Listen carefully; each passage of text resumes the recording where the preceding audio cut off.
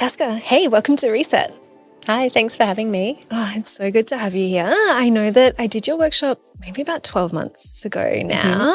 And I feel like after doing it, I was telling so many friends, I'm like, why didn't I know this 15 years ago? So I'm very excited to have you on the podcast. For those who haven't met you yet, can you introduce yourself?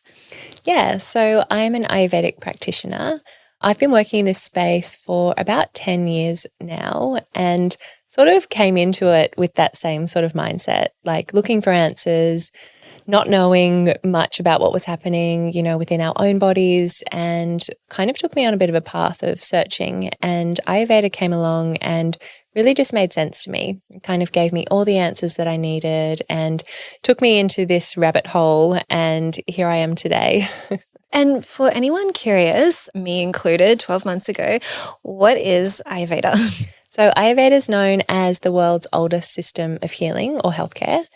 It originated in India many thousands of years ago. So it's really the embodiment of yoga, meditation, plant-based cooking, daily rituals, self-care, natural medicine. I sort of liken it sometimes to like naturopathy versus TCM. It's sort of it's known as the mother of all healing. So it really paved the way for these alternative modalities. But I think at its core, it really looks at human beings as these holistic creatures. So we've got our body, we've got our mind, we've got our spirit and our emotions. And it's about nurturing all of these quadrants and, the connection between our mental health and our physical well-being. So it's not just about eating well and doing yoga. It's about taking care of the quality of our thoughts and how we talk to ourselves and, the frame of mind that we're in and day out. And, Ayurveda teaches us that this is really the precursor to imbalance or disease. So it's a diet and lifestyle designed to support the physical, mental, spiritual, and emotional well-being so that we're not getting sick and looking at healing ourselves. We're really preventing imbalance or disease from occurring in the first place. I love that kind of proactive approach. And it's so much to do with just getting really in tune with who you are and what you need in certain phases. And so the workshop that I came to was all about inflow. Can you talk to us a little bit about why you're so passionate about educating women and men about cycles? Yeah, so I think that our education system really falls flat in terms of women's menstrual cycles and women's bodies. And I, from my very first period when I was 14, had a really challenging journey, as a lot of women do. I had really painful periods to the point where I was hallucinating, passing out. I was incredibly debilitated. I was on heavy pain meds. And, when you're going through this once a month for multiple days, it really becomes apparent that something needs to be done. And I just was not finding any solutions. It really took me 15 years before I kind of got any clarity. We're often told by doctors that, pain is normal and that it's all just part of being a woman. And, our menstrual cycle starts to become something that we really dread and really fear. And as I was getting into this sort of more holistic way of living, I was recognizing that taking these painkillers was not a solution and that I needed to go deeper. And again, it led me down this rabbit hole of searching and trialing and experiencing until I finally found something that really helped me. And I've since been so passionate about helping other people understand their bodies, their partners' bodies, how we can support women throughout this time. And, it still shocks me to this day that I can now say that my menstrual cycle or my bleed is my favorite time of the month, to go from something that I feared and loathed to something that I now treat as this little holiday from life where I can take my foot off the accelerator, give myself permission to stop and breathe and unwind and forget the deadlines and all the to-dos and really just nurture myself and slow down. It's really, I literally anticipate and look forward to it now. So that's been, an incredible journey. What a reframe. Massive, massive reframe. So men and women both have cycles. Can you talk us through the different phases of each? So men are governed by a circadian rhythm. So it's a 24-hour cycle. So they wake up and cortisol and testosterone are the hormones that are released to wake them up. And they have their highest surge of these hormones first thing in the morning. And then it just tapers off slowly from there. So men are most energetic, most they have the most kind of gusto, get up and go. They want to take action. You'll notice that when guys, they get up in the morning, they're ready for the day, they're ready for action and intensity, and they're ready to get stuck into it. And then as the day progresses, the cortisol and the testosterone start to drop and they become more soft and gentle. So in terms of men's needs, it's really great to allow them to utilize this energy first thing in the morning. It wouldn't be a great time to, say, have a deep and meaningful conversation when they've got this energy to go and achieve. It's better to wait until the evening when the cortisol and the testosterone are lower, so they're naturally more inclined for softness, communication, affection, these kinds of things. Women, on the other hand, are much more nuanced, and it's for great reason. We have the capacity to grow a baby, to grow life, and we only have 12 opportunities to do that in our year, whereas men could have thousands of children. So we have a much bigger job to do, and our bodies have a much bigger responsibility to make the conditions, acceptable for conception. So women have 4 phases throughout their cycle, and it usually lasts, we'll say for this example, around 28, 29 days. And the easiest way to really understand it is through likening it to the 4 seasons. This is just a general sort of metaphor, and it's not necessarily something that I would explain through the lens of Ayurveda, but without going too much into all the doshas and the energies and the qualities of the elements. If you look at a woman's cycle, our bleed is known as the winter. So this is when we withdraw, we want to sort of stay within, hibernate, take our foot off the accelerator and just allow ourselves to rest and recuperate and replenish. Then we come into our spring. So this is our follicular phase. This is our pre-ovulatory phase. This is the bear coming out of the cave, getting excited to socialize. It's spring. So it's like we want to get out. We want to connect. We can be of service. We have energy for others. If we look at it through the primal lens, this is when we're looking for the mate. So we're feeling extroverted. We've got this pre-ovulatory glow. So we've got the earth and the water elements that give us that little bit of extra shine and luster in our skin. And we just have a lot more patience and compassion for others. And this leads us into our summer. So this is our ovulatory phase. So this is when we're at our height of self-expression, of giving, of loving, of nurturing, of connection. After we ovulate, we start to enter our autumn. So if we don't conceive, we enter the autumn. So this is where the body starts to prepare for elimination of the endometrium lining. So this is where we're going into our winter. So we start to withdraw slowly. So we start to not have the same capacity and compassion for others, for caring, for caregiving. This is our body's way of asking us to just withdraw from those responsibilities and prepare to nurture the body while we menstruate. Because menstruation is detoxification. It's our body going into a cleansing phase, and we need to support ourselves as we do that. And the more we spend our energy in outward ways, the less energy we have for healing and self-care. So this is where the mood starts to elevate, our partners start to be a little bit fearful of us or our family. We have a lot less of a filter.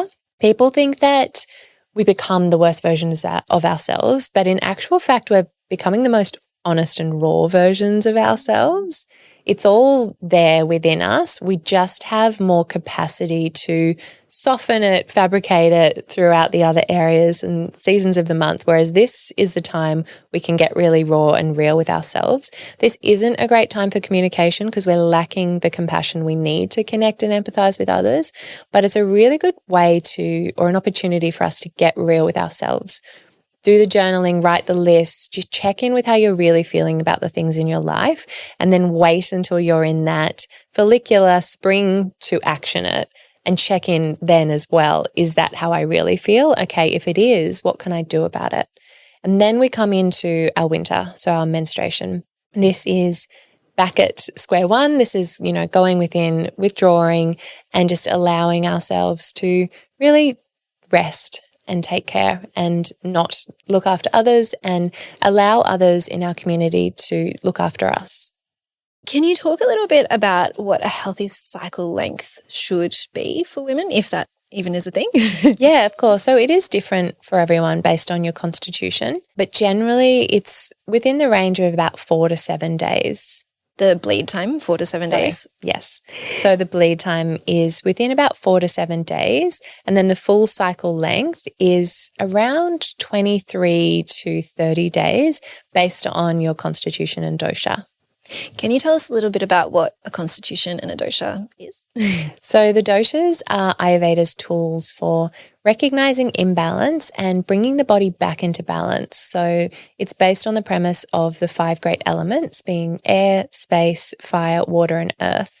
And it teaches us that every person has an innate constitution that is dominated by one or two of these elements.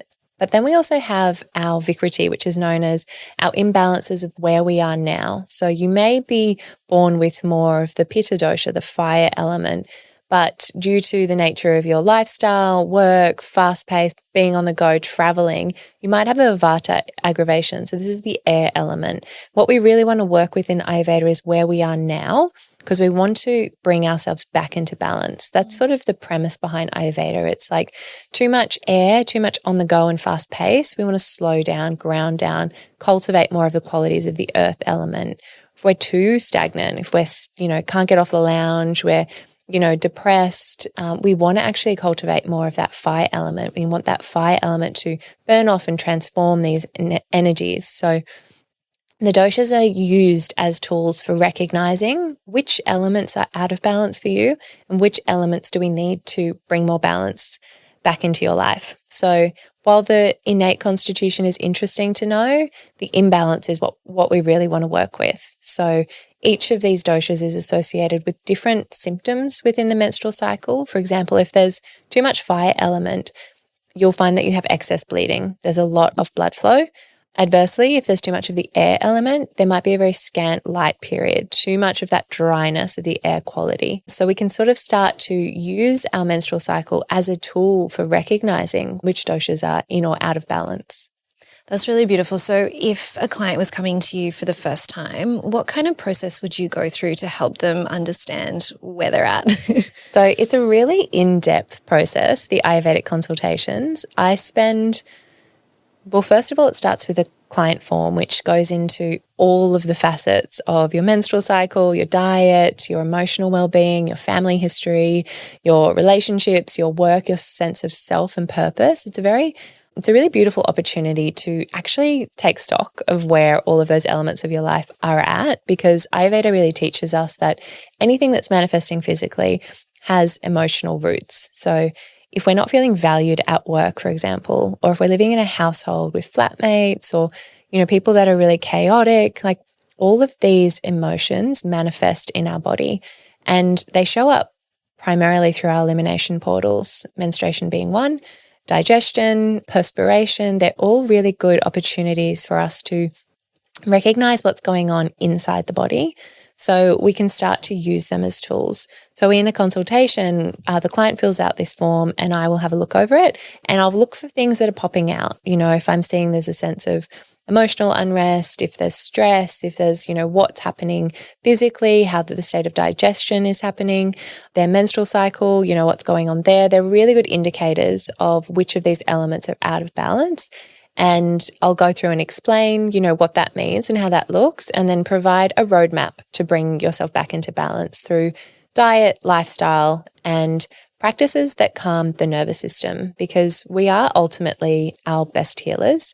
We just need to get out of our own way and allow our body to do what it was designed to do, which is to heal and be well. Really helpful, I think, for so many people. And we'll put links in the show notes to your website and socials. So if anyone's wanting to dive straight in, please, this sounds like me. A lot of reset clients, they live very busy lives, as you can imagine, but often they work in corporate and they can't necessarily control their schedules. How do you suggest that they go about sort of implementing some of these practices into a lifestyle that's not always within their control? Yeah, I think that's a really valid point. In an ideal world, and there's certain countries that are adopting this mentality, and I hope that Australia does follow suit, that women are given at least a day off to really nourish themselves during their first day of their bleed. If you have the luxury of choosing when you have certain meetings, certain pitches, if things are somewhat within your control, get to know your cycle and start to integrate your schedule with your cycle and start to plug in those meetings where you require more of that extroverted energy around, your spring, summer, so your follicular and ovulation period. If you don't have that control and you're really at the mercy of other people's schedules, which a lot of us are, then just adapt your diet and lifestyle accordingly. So say you're starting your bleed, instead of going to the gym and doing, a HIIT class, a boxing class, and having, lots of spicy food and coffee and alcohol, really start to limit that. So during the menstrual phase, we really want to be reducing our output. So, really winding the physical movement back, either doing like a yin yoga practice or something really gentle, just gentle walk, meditation, that's going to allow the body to do what it needs to do in terms of cleansing and detoxifying the womb. Making sure that you're having soft and gentle and simple foods, things like kitcheries and soups and stews and curries, porridge, rice pudding, things that are warm and nourishing and not too taxing, because if the digestive system is overloaded and has all this work to do, then the immune system, which is responsible for cleansing and detoxifying, has to take a back seat. Also avoiding cold showers, swimming as much as possible, and, anything that's going to interrupt the different kind of flow of the elements in the body. So it's really a time for slowing down and being as still and resting as much as possible. So just factoring that into your daily life as much as you can without, having to uproot and change your whole lifestyle. It's just about supporting your body as much as possible by taking your foot off the accelerator. Ice baths, saunas, all these sorts of things, very popular, very trendy right now. What do women need to be aware of when they schedule activities like that? Yeah, so that's a really great point, because a lot of these trends like intermittent fasting and ice baths and saunas and all these things, most of the science that's done on them is done on men, and men have this very simple circadian rhythm, 24 hours.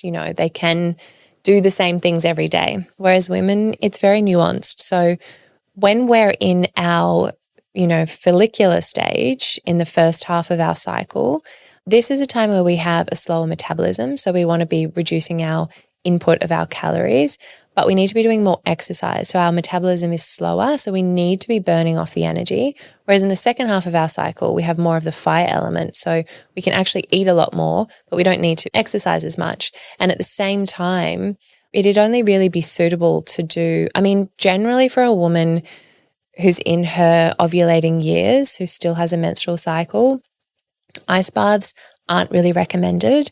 They're very shocking, very jarring, and these kind of effects on the body can cause hormone imbalances very quickly. So the only time that it would be suitable, if you had a high pitta constitution, so you were a very fiery, active, almost hot-headed person that ran hot and had a strong metabolism, you could handle it during the second half of your cycle. If you're a Vata person and you have a lot of dryness and a lot of, say, anxiety, bloating, digestive issues, constipation, having an ice bath is not going to be suitable for you at any time during your menstrual cycle. Having a sauna, on the other hand, is more suitable. Through the lens of Ayurveda, we never really want to overheat the brain, the mind. So Ayurvedic saunas are done seated and you actually have your head out. It's like a little sauna box that you can sit in. You can see them online. They're much more suitable. They don't really go with the trend of all these wellness spas and things opening up. But if you have a lot of dryness in your body, then moisture and humidity and steam is good. If you have a lot of moisture in your body, so you have, oily skin, breakouts, really oily hair, congestion, edema, puffiness, then going and sitting in a sauna is just going to perpetuate that further. So I love with Ayurveda, although it makes it slightly more complicated, is that it's never a yes or no. It's your constitution, your imbalances, your season, the part of your menstrual cycle. And the only way we can really get to know that is by getting to know ourselves. And this is a beautiful part of Ayurveda, is that it really encourages us to create a relationship with ourselves. I was so disconnected from my body and my mind before I found Ayurveda, just living in the fast lane, always on the go. And Ayurveda's really taught me the art of slowing down, connecting with my intuition. And by doing that, you get to this point where you just feel for the answer and it becomes very clear. But it is a journey of getting to know yourself. I feel like there's this perception that slow means we can't achieve what we need to achieve in our life and it's almost unproductive. But I know you and I know what you have achieved since really tapping into your intuition and going slower, but with purpose and clarity. Can you talk a little bit about that? Yeah, it's a tricky one, isn't it? Because we want to achieve so much, especially in this day and age. And Ayurveda, it has a whole plethora of daily rituals and different guidelines on how to live and how to eat, and everything seems to take a little longer. We're cooking meals from scratch, we're waking up, we're doing our tongue scraping, meditation, oil pulling, yoga, pranayama. It's like, people think, oh my gosh, there's so much more I need to fit in. But what actually happens as a result of doing these practices is that the quality of your sleep becomes so much more rejuvenative, meaning you don't need as much. So if we go to bed at night overly stimulated, we've been on screens all day, screens on night, we're switching off the lights and expecting ourselves to drop into these deep, restful sleeps, and we're not. So we're waking up, we're having broken sleep, we're dreaming a lot, which is very exhaustive. And we're waking up feeling like, I just want to go back to sleep. Waking up feeling exhausted is a really good indicator that your nervous system's overloaded, there's too much cortisol in the body, and that you're not having rejuvenating sleep. So having a beautiful nighttime ritual where you're going to bed rested with melatonin in the body naturally produced, which happens after sunset, if we allow ourselves 3 hours with no artificial light or overhead light. So preparing ourselves for a deep, restful sleep, going to bed before 10 p.m., before we get that second wind of energy that's used for digestion and healing.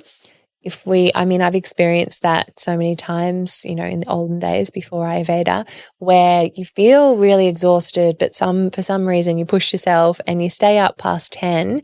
And then all of a sudden you've got this second wind and you're like, I could write a book. I could, take care of all of my to-do list. I feel like I could start, preparing for my next meal. You've got all this energy, and that energy is designed for deep healing and transformation in the body. But if you're not asleep, you'll use that energy consciously. So it's really important to get to bed and be asleep before about 10 p.m. or about 4 hours after sunset, so that we can utilize that energy appropriately. So the goal is that we wake up in the morning, we feel rejuvenated, and we wake up early so that we have more time in the day to nourish ourselves, to make us feel grounded, and to move through the day with the proper capacity to be able to do what we need to do well, rather than just scurrying around, starting a million things, never finishing anything, and just kind of making a mess of all the things that we need to achieve. Let's talk about the moon for a second. That was something from your workshop. I was like, no, it can't be true. Turns out there's stats to back it up. Can you talk to me a little bit about, are women synced with the moon?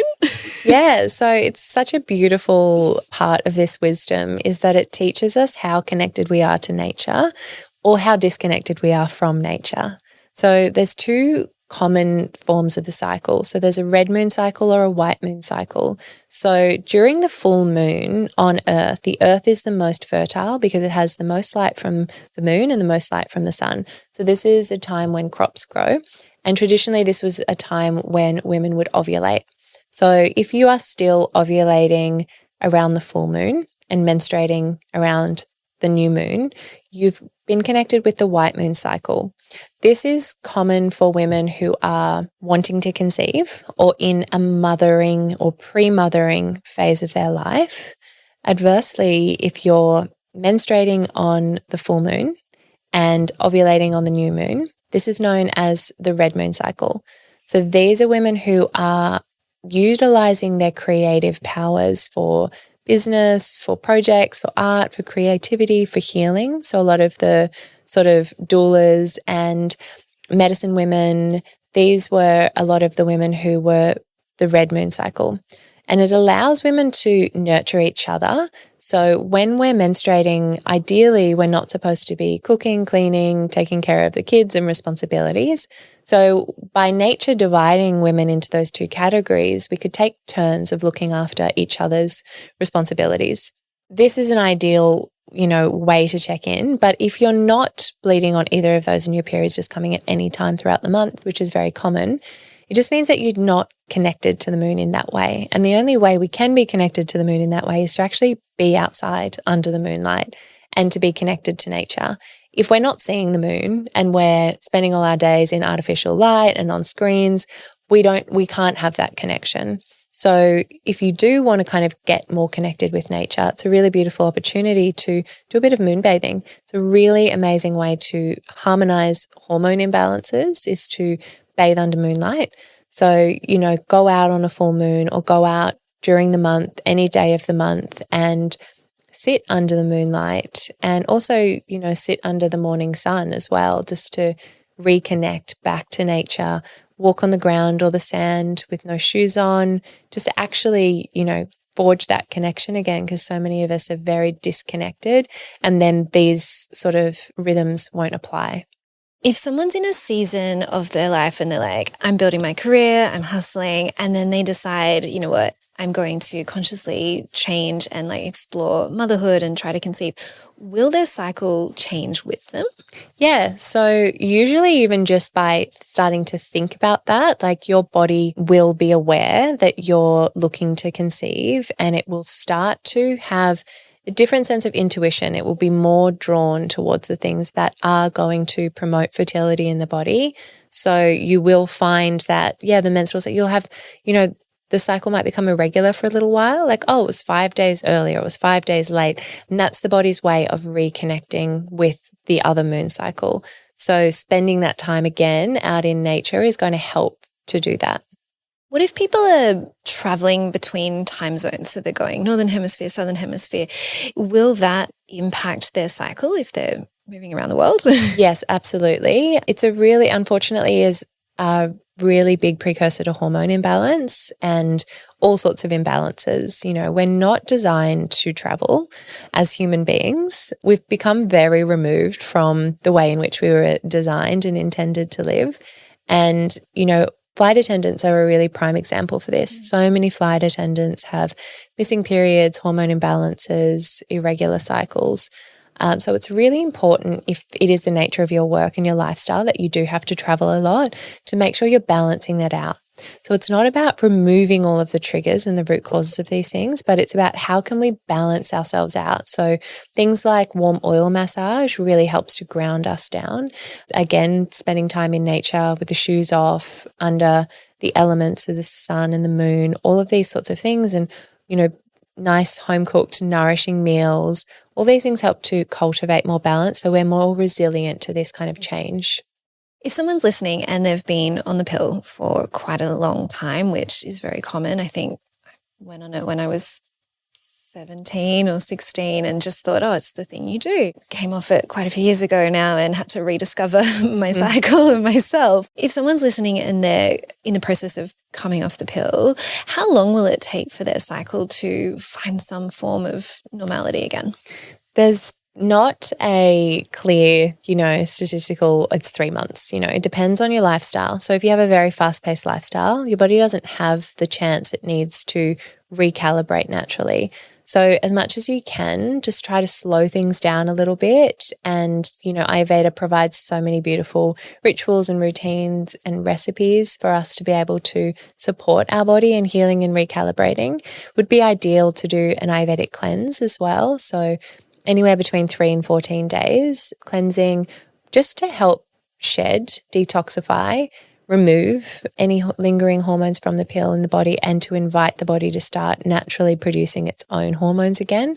So unfortunately, there's not a, generic answer that I could give to that. It's going to be a case-by-case situation, depending on how long you've been on the pill, your own constitution. So it's going to be different for everyone. But I would say you would want to allow between 3 and 6 months, ideally, if you were wanting to conceive, or to give yourself that window at least, so that your hormones have the supportive environment to start to produce and to work succinctly in the body again. And what's involved in a Ayurvedic cleanse? Yeah, so it's really just removing the burden that we put on our bodies so that our bodies can heal and detoxify and cleanse. It's not anything necessarily that we're adding to the body to support that. It's more that we're removing all of the distractions like heavy meals, alcohol, stimulants, caffeine, slowing down our lifestyle so that we're supporting the body to do what it was designed to do, to heal and be well. I run an online program that's available worldwide and you can do it self-paced. So it's an at-home cleanse. It's basically utilizing a lot of khichdi. So that's rice and lentils cooked in spices and either ghee or coconut oil. You eat that as a mono meal for anywhere between 1 to 14 days. I like to now do it 1 day a week, but for bigger cleanses around the equinox, I'll do it for 14 days. The change of each season, I can do it for 3 days, depending on how much capacity you have. But what it's really doing is it's taking the burden off the digestive system so the immune system can go in and do this deep healing. So it's really about nourishing over restricting. Let's just talk about digestion for a little bit. I've heard you talk in the past about giving your body time to digest. If we were planning an ideal day and eating meals, what would it look like in terms of timing? Yeah. So first thing in the morning, it's ideal to eat something that's rich in rasa. So that's like papaya, grape juice. Chaiwan prash is an Ayurvedic jam that's got lots of dried fruit and dried herbs in it as well. Something like this within about 30 minutes of waking up. And then anywhere between an hour or 30 minutes and an hour after would be an ideal to have something like porridge. So a porridge with maybe some stewed fruits cooked separately, some toasted nuts or seeds, and then no snacks. So Ayurveda cancelled snacks. And then we want to allow about 4 hours so that we can break down and digest this food. And then we'd have our next meal around lunchtime. This would be our biggest meal of the day. So our Agni, which is known as our digestive fire, it works in accordance with the sun's energy. So this midday sun, our Agni is our strongest. So we have our biggest meal during lunchtime. And then again, a period of about 4 hours, and then we'd have a light dinner. So the sunset, light and soft and soupy and warm. So something like khichdi, soup, stew, dal, curry, something like that. That's quite gentle on the digestive system so that we're not going to bed with, a full belly and, all of our energy needs to be used for digesting the meal. We want that energy to be used for healing. If someone's listening and they don't want to change their diet to be full Ayurvedic diet, do the principles still apply of when you should eat and let your body digest? Yeah, absolutely. And I think it's really important to note that the Ayurvedic diet isn't exclusive to Indian food. It can actually be used for any cuisine. So I make Ayurvedic pizzas, Ayurvedic Mexican nights. Japanese food is very Ayurvedic in that, with sushi they have wasabi, which is pungent, so it gets the digestive fire happening. There's ginger, also supports digestion. There's miso, which is rich in probiotics and liquefies the meal. So it's this holistic meal. It's covering, all 6 tastes and it's bioavailable. So it's not just having, dry toast with Vegemite on it. It's actually having a broad spectrum meal. So there's lots of different cuisines that you can apply this to as well. Ayurveda is largely plant-based, but if you do eat meat and that suits you, then having meat at lunchtime. So you have the most capacity to break it down. And, by the time you go to bed, you've broken down that food. So it can definitely apply to all different types of cuisine. I feel like in Western society, Australia, we've often view anything from the East as alternative, whereas, as you mentioned at the start, it's actually been around for so much longer than Western medicine. Talk to me a little bit about how East and West can work together. It's such an interesting, I often giggle at that Ayurveda and, they're considered alternative when really they're eternal. So there was never a time where these 5 elements didn't exist on earth, and nature obviously provides everything that we need to thrive and be well. So it's not that they're alternative, it's more that they're original, but they are alternative through the mainstream lens. But there is a really beautiful place for Ayurveda and allopathy to work together, and I see this a lot with my clients. We'll use test results, bloods, x-rays, ultrasounds, things like this, investigative tools to work together with Ayurveda, and then I will because it can be a bit of a long game approach. We're working with the elements, we're pacifying, we're adjusting certain parts of the diet and lifestyle. And allopathy really shortcuts that. It's like, this is the problem, and then I can provide the solution that's very direct and formulaic. So there's a really beautiful synergy between the two. Yeah, I love that. And I think it's such a beautiful, proactive lifestyle approach rather than band-aiding the symptoms. It's actually just getting to the core of what is going on. Absolutely.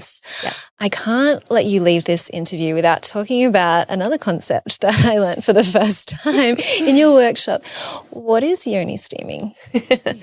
So yoni steaming is the ancient practice of sitting over a pot of steam and allowing the steam to permeate the yoni. The yoni is the Sanskrit word for, it translates to abode, which is really beautiful, but it encompasses all of the female genitalia. So the ovaries, the fallopian tubes, the womb, the vulva, the vagina.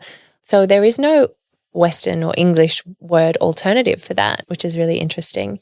So yoni steaming is this practice that heals all gynecological disorders through inviting this steam into the yoni. And what the steam does, it attracts warmth. It brings warmth into the yoni, and the warmth carries fresh blood, which carries fresh oxygen. And oxygen heals everything. We know we're hearing about all these oxygen therapy clinics popping up around the world. So oxygen has the capacity to heal any imbalances in the body, be it endometriosis, PCOS, fibroids. I've literally heard of clients watching fibroids dissolve and coming out through the vagina. It's really amazing postpartum. If anyone has any issues with their menstrual cycle, without even needing to investigate and know too much about what the issue is, yoni steaming helps to create fresh blood flow, fresh energy, and a lot of healing to the womb. It's been done for thousands of years. It was the only gynecological therapy that they used. So any issues, it was all treated through yoni steaming, infertility included. So it's a really amazing ancient ritual. There's no side effects. There's no, scary risks involved like scalpels and drugs and all these things that can really affect women's fertility and hormones. So it's a really beautiful, gentle, non-invasive therapy. It's basically free to do. It's been the thing that has really healed my own endometriosis and my own battle with painful periods. This is the only practice. I was actually on a wait list for a laparoscopy I still haven't had the call, so it's been about 7 years. And I thought while I was on the wait list, I just heard whispers of yoni steaming, and I thought, what could be the worst thing that could happen? I'll give it a try. And within 3 months, my pain had reduced so much that I was off painkillers. And after 6 months, my period was just like another day. There was no pain. I was completely liberated. There was no medicine. There was no surgery. There was nothing invasive. It was such a beautiful ritual and experience that I had. So I can speak for it firsthand, and I've now worked with many clients and guided them on how to, perform a safe at-home yoni steam. And the only risk is having the steam too hot. And that's the only risk or complication that could go wrong. Otherwise, it's totally non-invasive and, if anything, a very spiritual and emotional way to connect with your womb, forgive past traumas, and to invite a lot of fresh flowing energy and healing into the womb. You've got some posts on social media that we can link to if people want some more information on yoni steaming. But it's interesting, I even saw a clinic pop up on, would you call it a clinic or a wellness centre on the Gold Coast that is dedicated space that you can go and do yoni steaming. So it's becoming more and more common, and it's such an interesting activity, I guess. I will say one thing on yoni steaming is that it has a lot of haters. So it's interesting, anytime I post about it, I get a lot of haters. They all come from the very strict Western gyno world, where they say, this is pretty much their only argument ever, is that there's no science on this. There's no science to say this is safe. And no, there is no science from Harvard. There's lots of anecdotal science. There's lots of research online, and there's lots of case studies, myself included. So many people have their own personal experiences, but no, Harvard haven't done any studies. So everyone in the very Western gyno world will shut down anything that hasn't been peer-reviewed studied. I just find it kind of hilarious because it's like I'm speaking from firsthand experience, and I've worked with so many clients who have had such amazing results. When there's no side effects, there's no risks involved, there's no harm in trying something yourself. So if anyone's out there who's curious about trying it, who, has spoken to anyone else who has put it down or shut it down, I really just encourage everyone to listen to their own intuition, try it for themselves, and don't listen to the haters, because I think there's a lot of conditioning and there's a lot of fear around anything that hasn't been, scientifically documented or isn't in the textbooks at uni for medical school. And, we're learning more and more that there's a whole world outside of that world that exists. And this has been done for thousands of years. So I think just trust your own intuition and take my word for it. It's incredibly effective. Let's talk about the science for a second of the rest of the Ayurvedic practices. There is a lot of science now coming out around the nutrition and meditation and things like that. Can we talk a little bit about? Yeah, it's really incredible. Science is now proving to us what Ayurveda has known for thousands of years.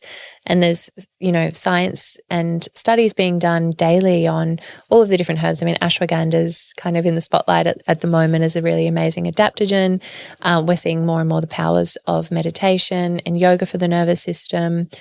Ayurveda is really being backed by science. And it's funny because in the community, in the world of Ayurveda, that sort of documentation isn't really important to us because it's much more of an intuitive and a knowing. But for a lot of people, it is really important to have that scientific backup there, because I think in a world where there's so much information overload, it's really hard to choose what is right for me. And so much of science, contradicts other research. So I think when it comes to finding the path forward that's suitable for you, it's about listening to your intuition. And for me, everything about Ayurveda really made sense. I knew that yoga was good for my body and for my mind. I knew meditation was really allowing me to pacify my nervous system. I knew that I didn't want to take synthetic drugs and, undergo surgery. I knew that a plant-based diet really worked for me, and cooked foods rather than cold and cool and raw foods. I knew that the Ayurvedic diet was really supporting my digestion. So it just worked for me. It just made sense to me. And I've become so passionate about it, and I've pursued it because of that. Not everyone's going to have that experience. Different diets and different lifestyles are going to be suitable for different individuals. So I think it's really about listening to your intuition, trialing it out. If you feel called to experience this and you feel called to create balance and harmony in your body, try it out and see how it feels. And if it feels good, dig a little deeper and take on the next thing. Don't think that you have to take on this whole diet and lifestyle overnight. It's a relationship and it is an ongoing process. That's really beautiful. I often ask my guests about a book that has made a positive impact on their life, but today I want to ask you about your book and the positive impact that it's made on people's lives. It is one of the most beautiful books aesthetically, not only the content, but it looks great. Can you hold it up, please? If you are listening to the audio, we'll link to this, but have a little look on camera. Gorgeous. Tell us, what can people expect to see in your book, and what are some of the beautiful things that it's done for people's lives? So this book is really a great place to start when it comes to Ayurveda. It is broad and there is a lot to learn and to explore. So it's really a amazing introductory, if I don't say so myself. It's, I went through all of my textbooks as I spent years studying Ayurveda. At a diploma level, it was very dry. It was very kind of in the masculine. It was notes printed out here, there, and everywhere. So I wanted to create a resource that was really accessible. And we've sort of designed it in a way where you can almost just flick open to any page and learn about it. It's not a textbook. There's lots of imagery. There's lots of recipes for food, for elixirs, teas, but there's also lots of recipes for DIY beauty and personal care products. So things like dry shampoo, deodorant, toothpaste, oil pulling blends, all of these kinds of things, because at the core of Ayurveda, we're trying to limit our exposure to toxins, and a huge pathway for toxins is through synthetic, beauty products that we're putting on our skin. So by taking matters into our own hands and making products that are all made from edible ingredients, we're giving ourselves a much better chance at nourishing ourselves without any of that exposure. And Ayurveda teaches us that if you can't eat it, you shouldn't put it on your skin. So these recipes are literally, you could take a spoon and eat them. The dry shampoo is made of chickpea flour, cacao, activated charcoal, if you've got dark hair, cinnamon, things like this. Like they're actually edible ingredients. Sounds delicious. They really are delicious. They're super safe. And there's also lots at the end of the book. There's a plant-based first aid kit. So it's an apothecary. So utilizing more ingredients that you'll find in your kitchen for different skin ailments, nosebleeds, hangovers, dandruff, whatever it is that you're going through. It's sort of a one-stop shop resource. And, the kind of feedback I've had about this book, it's really overwhelming. I've had, hundreds of beautiful messages from people all over the world who have used it as a tool for reconnecting with themselves, for healing their imbalances, for healing their, issues with food as women. So this is sort of a tool for really helping people to nourish and nurture their physical, mental, and emotional well-being. I've had women stop me on the streets and tell me that it's healed their relationships with their daughters because they've started, making rose body butters together and started making lip balms and started doing these little projects together, and it's been a way for them to reconnect. So yeah, it's been a really, really incredibly well-received book and such an honour to have brought it into this world. Chasca, it's been so lovely to have you on the podcast. Before we wrap up, is there anything else that you think people should know or any advice that you want to leave us with? The only thing that I was going to mention, which I've sort of mentioned before when I was talking about yoni steaming, is that, we all have sort of a responsibility to take care of our mental health first and foremost. This is, the trigger for a lot of our diseases, even if they're hereditary, to manifest in the body. So taking care of our mental health is really at the core of, we can nourish ourselves with good diets, we can do the yoga and the abhyanga, but if we're sitting in stress and tension all day, we're not going to be able to be well. So at the core of Ayurveda, it's really about pacifying the nervous system. And the one thing that's really stood out to me with Ayurveda is that it's not about removing the stress. If we were to remove all the stressful things in our life, we might have to quit our jobs, leave our husbands, move out to a cave and just live completely isolated. It's not about that. It's about how can I exist in this world and not be stressed by the things that are stressful. So it's about creating resilience. So creating a strong anchor, having an emotional anchor, a sense of dharma, our purpose, and just not allowing these things to take a hold of us like we do. A lot of our reactions and responses to things come from our old, wounds, our childhood traumas, our emotional deficiencies that we've adopted in our youth. So now it's time to rewrite those programs and develop the tools that are going to enable us to be resilient to life's ebbs and flows. And it's really our personal responsibility to do the work and create the relationship with ourselves, do the healing, let go, detach, so that we can exist in these modern lives and thrive and be well. Thank you so much. It's been an absolute pleasure having you on. Thank you. Thank you for having me.